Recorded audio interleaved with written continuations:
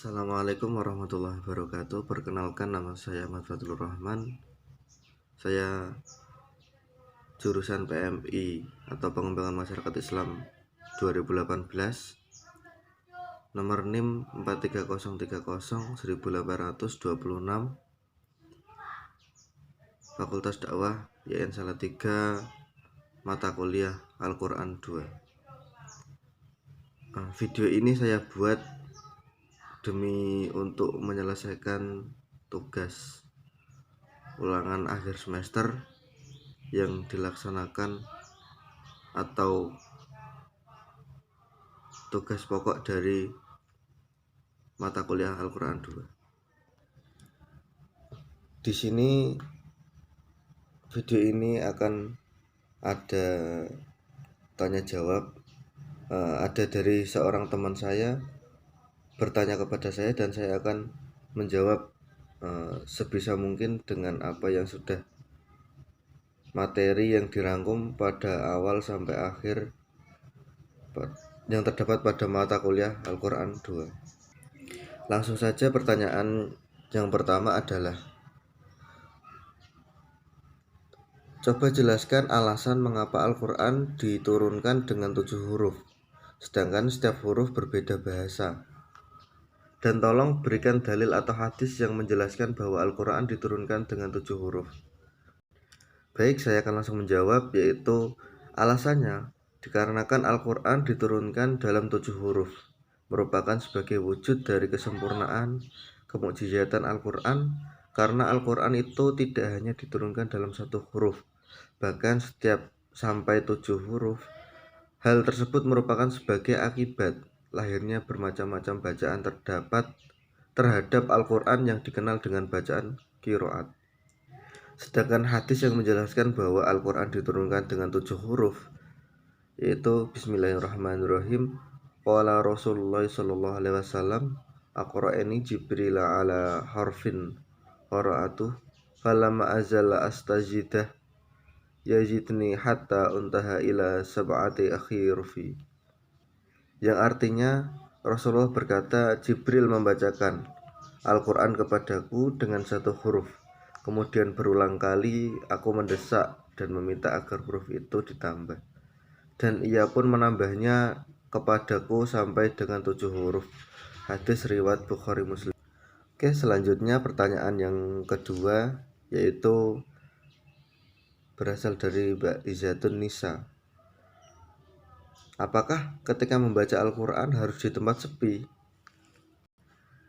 Langsung saya jawab, tidak harus di tempat sepi, tetapi harus di tempat yang sekiranya pantas untuk membaca Al-Quran. Begitu juga disukai membaca Al-Quran di tempat yang bersih, indah, semisal di musola, di serambi masjid, di kamar, ataupun bahkan kita lagi bersantai dengan keadaan rapi dan bersih. Juga memandang itu pada kebersihan tempat lingkungan terdapat suatu najis ataupun kotoran yang dikhawatirkan ketika kita tidak sengaja menyentuhnya akan menyebabkan batal dan akan menghilangkan kekhusyuan pada membaca Al-Quran itu tersebut. Untuk selanjutnya, pertanyaan dari Mas Ahmad, jelaskan peranan dari munasabah ayat. Lalu bagaimana agar kita bisa mempelajari munasabah ayat dalam memahami Al-Quran? Langsung saya jawab, dari pengertian di atas dapat dikatakan bahwa setiap sesuatu yang berdekatan dan mempunyai hubungan bisa dikatakan munasabah. Pengertian semacam ini, misalnya kita katakan bahwa si Fulan munasabah dengan si Fulan, yang artinya dia mendekati dan menyerupai si Fulan, dalam arti dia punya hubungan famili dengannya atau lainnya. Dalam pengertian sehari-hari sering kita dengar kata-kata nasab, yang artinya adalah turunan atau punya ikatan hubungan famili. Pengertian ini misal bisa kita temukan dalam Al-Quran surat Al-Mu'minun ayat 101 yang berbunyi Bismillahirrahmanirrahim, fa idza nufikha fis-suri fala ansaba baitahum yauma di wala yasha'ulu, yang artinya adalah apabila sangkakala ditiup maka tidaklah ada lagi pertalian nasab antara mereka pada hari itu, dan tidak ada pula mereka saling bertanya. Selanjutnya pertanyaan dari Mbak Zulfa, yaitu di dalam makalah dijelaskan mengenai pengertian dari terjemah secara harfiah dan maknawiyah. Lantas apa perbedaan antara terjemah harfiah dan terjemah maknawiyah? Oke, langsung. Jika terjemah harfiah yaitu memindahkan suatu isi ungkapan dari suatu bahasa ke bahasa lain dengan mempertahankan bentuk dan urutan kata-kata dan susunan kalimat aslinya. Sedangkan terjemah ma'nawiyah atau tasririyah yaitu mengungkapkan makna perkataan atau kalimat dengan menggunakan bahasa lain tanpa terikat mufrodat atau biasa disebut kosakata dan tartib atau susunan kata. Selanjutnya, menurut Anda apakah sab atau ahruf dengan qiraah sab itu sama atau berbeda? Oke, langsung saya jawab. Kata ahruf sendiri adalah jamak dari kata harf. Dalam bahasa Indonesia diartikan dengan kata huruf. Sementara dalam bahasa Arab kata harf adalah lafaz yang mustarak atau mempunyai banyak arti.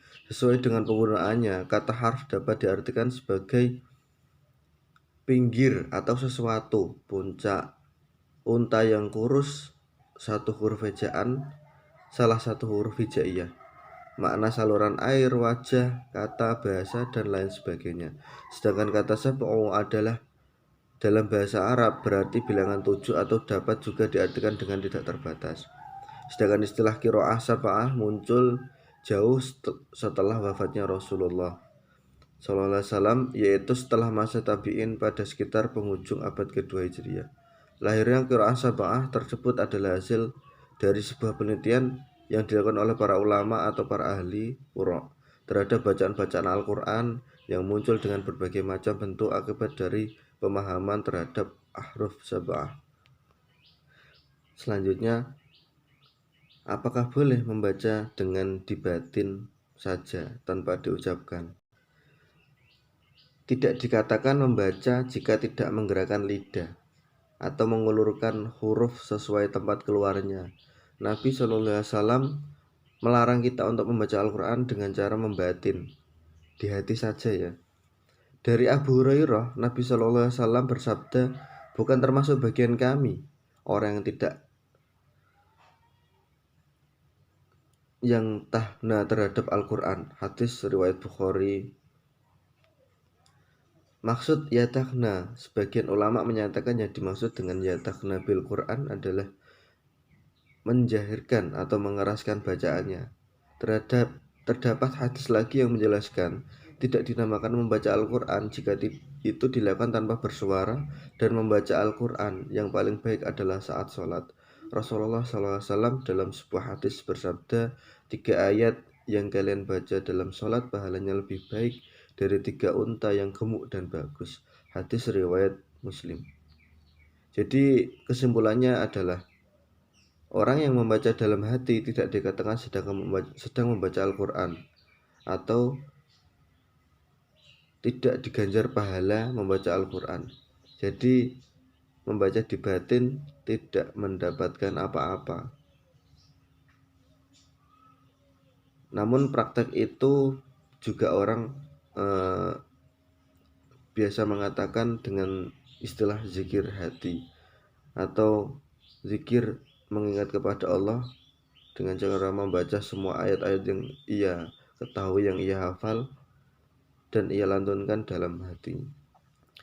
Selanjutnya pertanyaan, tolong jelaskan bagaimana ada bagi orang yang tidak menderita sakit atau dalam keadaan mampu namun memilih membaca Al-Quran menggunakan media teknologi yang dapat merekam atau membaca Al-Quran tanpa kita berbicara sekalipun. Langsung, semua itu tetap memperhatikan tempat dan hal penopang yang lainnya. Selama bacaannya benar dan mengikuti prosedur seperti layaknya ingin membaca Al-Quran pada kitab, maka tidak dipermasalahkan apakah dengan melalui kaset, mendengarnya melalui handphone, atau teknologi yang serupa dan sebagainya, insya Allah tetap sama dengan membaca Quran pada kitab, walaupun dalam hal pahala hanya Allah yang mengetahui takarannya. Banyak ulama yang sepakat hukum membaca Al-Quran di HP atau di tablet adalah mubah atau diperbolehkan. Akan tetapi hal ini juga memicu pertanyaan selanjutnya. Kita semua tahu bahwa sebelumnya membaca Al-Quran ada syarat wajib yang harus dilakukan, yakni berwudu lebih dahulu, sebab ketika tidak dalam keadaan memiliki wudu maka haram hukumnya memegang maupun membawa mushaf. Jadi boleh mengikuti perkembangan zaman, tetapi juga harus melihat pada suatu kondisi. Kenapa Al-Quran yang ada di tablet atau di gadget itu hanya memudahkan ketika kita berpergian jauh ataupun di dalam hutan ataupun di apa, dan kita juga ingin melakukan kewajiban kita sebagai seorang muslim dan juga sebagai hamba yang taat membaca Al-Quran, tapi kita kesulitan mencari air, ataupun kita juga takutnya dikotor-kotor itu membawa Al-Quran dan takut untuk mengotorinya. Jadi kemudahan teknologi itu bisa digunakan, tapi juga ketika di rumah ada Al-Quran, sebaiknya kita membaca Al-Quran, karena Al-Quran itu lebih dahulu ataupun yang diwajibkan, bukannya yang ada di gadget. Meskipun isinya hampir sama, tetapi keutamaannya juga lebih berbeda, dan juga insya Allah pahalanya juga berbeda dari Allah. Selanjutnya, jika seorang muslim hafal Al-Quran tapi tidak memaknai arti dalam kandungan ayat suci Al-Quran tersebut, Islam memberi keutamaan besar bagi orang yang menghafal Al-Quran. Namun yang tidak kalah penting dari menghafal Al-Quran adalah memahami dan mengamalkan kandungan Al-Quran. Jadi Kiai Haji Ali Mustafa Yakub Said, bacaan Al-Quran perlu diwariskan dengan benar, tapi lebih baik lagi jika ditambah dengan pemahaman yang benar, agar tidak melahirkan generasi yang hafal belaka. Menghafal Al-Quran bagus, tapi selayaknya disertai dengan pemahaman dan pengalaman kandungan maknanya. Jadi banyak orang yang hafal Al-Quran tetapi tidak mengetahui maknanya. Banyak orang yang menghafal Al-Quran tapi dalam kehidupan nyatanya tidak diamalkan apa yang ada di isi, apa yang terdapat di dalam Al-Quran tersebut. Benar, kita sebagai orang yang menghafal Al-Quran itu dijaga oleh Allah Subhanahu wa Ta'ala, dan juga nanti akan mendapatkan tempat yang mulia ketika berada di surga.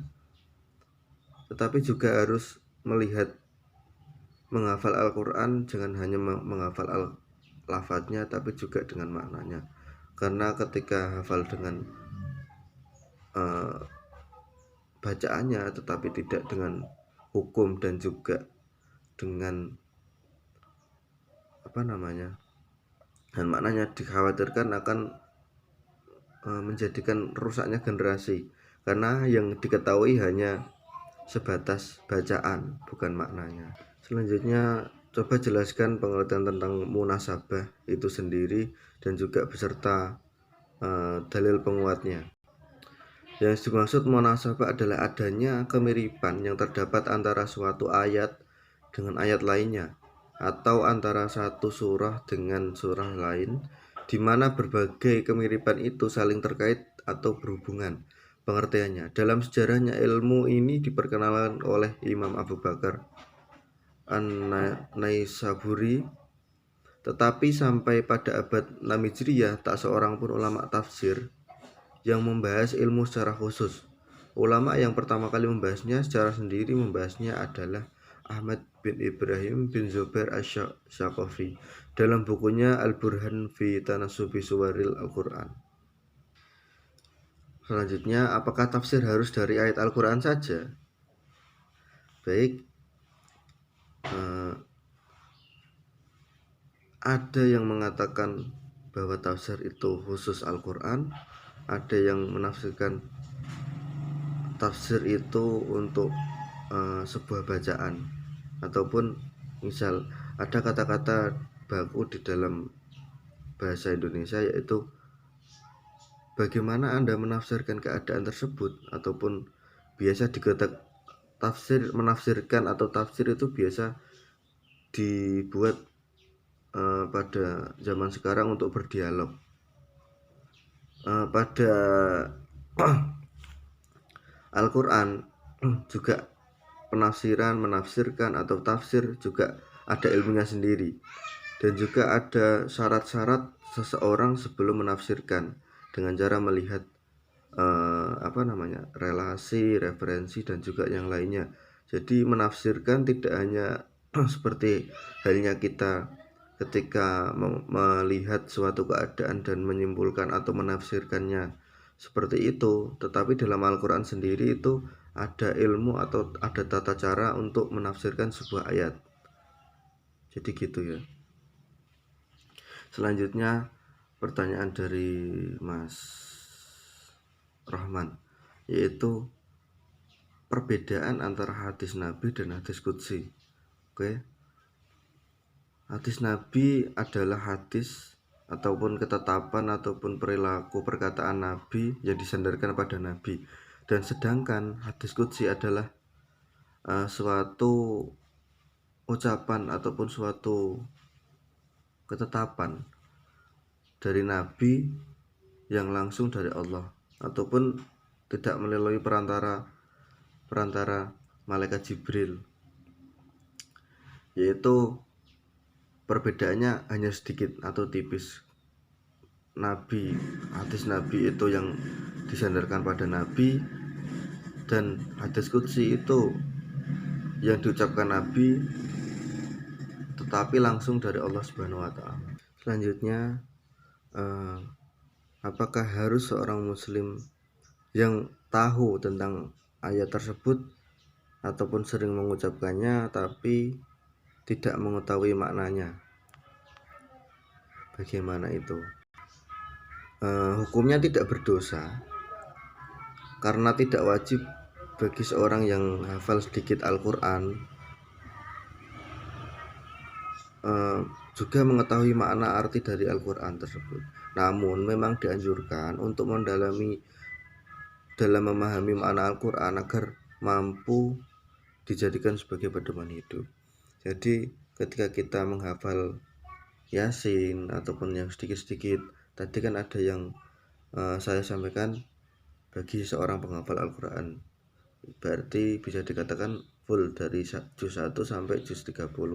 Tapi ini ketika kita menghafal surat Al-Mulk, Yasin, surat-surat pendek-pendek lainnya, kita tidak diwajibkan untuk mengetahui maknanya, tapi sangat dianjurkan untuk sebagai pegangan kita menaungi kehidupan ini dengan jalan dalam kandungan surat Al-Quran. Oke, sekian teman-teman. Itu sedikit penyampaian dari saya atau penjabaran dari soal pertanyaan tanya jawab dari saya. Kurang lebihnya saya mohon maaf.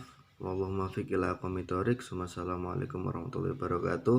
Jangan lupa like, comment, and subscribe untuk YouTube saya sebagai pengisi ataupun keberkahan dalam suatu konten ataupun menyebarluaskan sebuah kebaikan, meskipun itu dirasa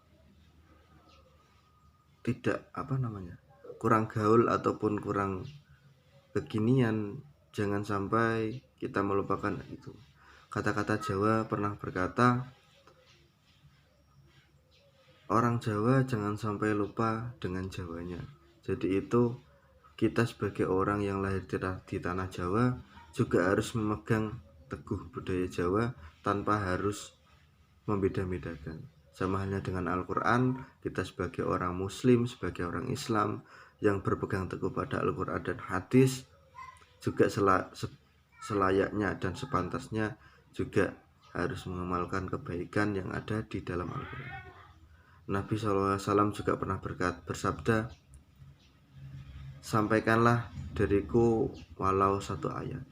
Jadi meskipun satu ayat, tetapi itu sangat bermakna daripada tidak sama sekali, ataupun tidak senang dengan konten-konten yang seperti ini, tapi suka mencemooh ketika ada kesalahan dalam pengucapan atau perkataan seorang pembuat konten tersebut. Sekian dari saya, kurang lebihnya mohon maaf. Wassalamualaikum warahmatullahi wabarakatuh.